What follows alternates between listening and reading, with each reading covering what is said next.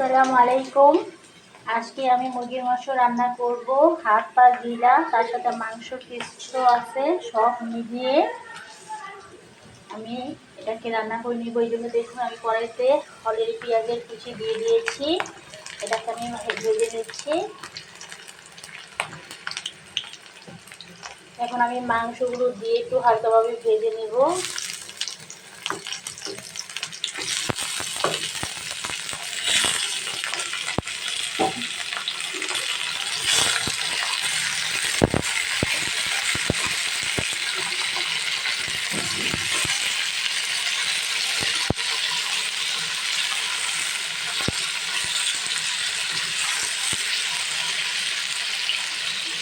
উপর থেকে আমি লবণ দিয়ে দিচ্ছি প্রায় 2 চামচের মতন।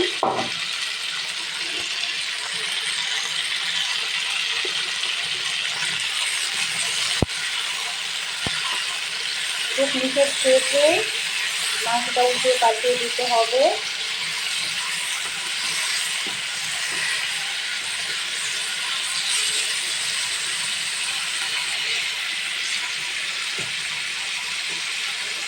মাছটাকে একটু ভালো করে। এখন আমি তেজপাতা আর দারচিনি এলাচ দিয়ে দিচ্ছি। আমি 2টা তেজপাতা দিয়েছি আর 2টা এলাচ 2টা দারচিনি দিয়ে এখন আমি এটাকে ভালো করে একটু ভেজে নিচ্ছি। যত বাড়বেন তত টেস্টি খাবার হয়ে যাবে। এখন আমি আদা রসুনের পেস্টটা দিয়ে দিচ্ছি।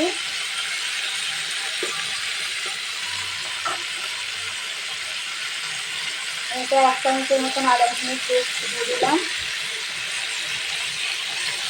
এটাকে আবার হালকা ভাবে দিয়ে ভেজে নিচ্ছি।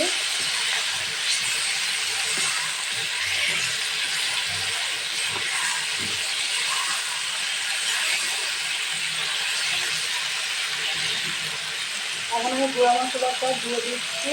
এখানে গুঁড়া মশলাটা নিয়ে নিচ্ছি। মরিচের গুঁড়া দিয়ে দিচ্ছি প্রায় 2 চামচের মতন।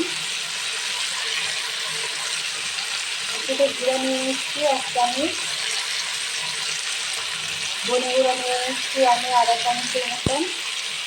একটু সামান্য একটু 1 চামচের মতন আমি হলুদের গুঁড়া দিয়ে দিচ্ছি। আমি 4-5টা মতন কাঁচা মরিচ দিয়ে দিলাম।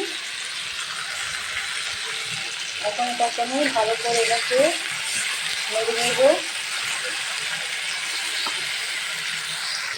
দেখুন আমার কষানো হয়ে গেছে। এখন আমি পানি দিয়ে দেব। আমি একটু সামান্য পানি দেবো। আধা কাপের মতন আমি পানি দিয়েছি। এটা দিয়ে আমি এখন এটাকে রান্না করে নেব।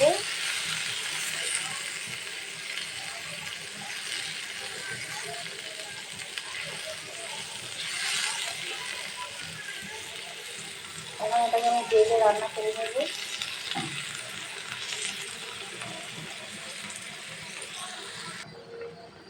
এখন আমি গরম মশলা গুঁড়া দিব। দেখুন আমি গরম মশলাটা ঢেলে এটা কোটায় রেখেছি। এখন এটা আমি দিয়ে দিচ্ছি। আমি প্রায় 1 চামচের মতন গরম মশলা গুঁড়া দিয়ে দিচ্ছি। ছোট চামচের 1 চামচ দিচ্ছি।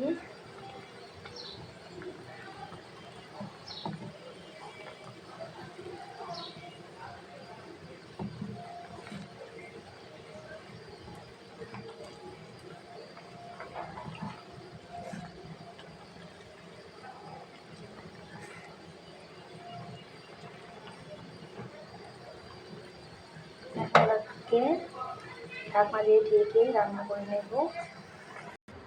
দেখুন আমার মাংসের তরকারিটা হয়ে গেছে। খুব কম মশলায় কম জলদিভাবে হয়ে গেছে। ভিডিওটা যদি ভালো লেগে থাকে সাবস্ক্রাইব, লাইক এবং কমেন্ট করে সঙ্গে থাকবেন যাতে আমি নতুন নতুন ভিডিও আপলোড করতে পারি। ধন্যবাদ। আল্লাহ হাফেজ। ভালো থাকবেন।